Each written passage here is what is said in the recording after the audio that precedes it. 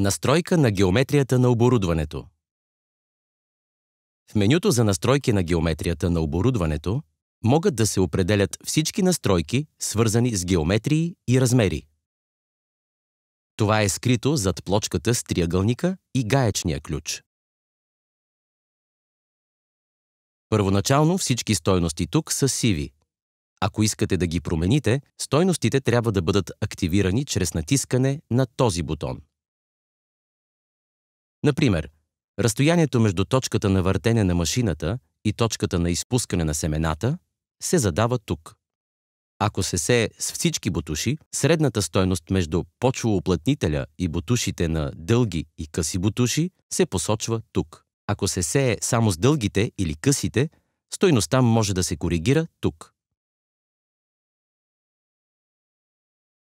Изместването от лявата и дясната страна на машината се коригира тук. Стойността между точката на прикачване и точката на въртене на машината може да се коригира с този бутон, например при удължаване на теглича. Броят на сеещите шини, посочени тук, зависи от конфигурацията на машината. Конфигурацията на PPF машина и съответно 2 шини е показана тук.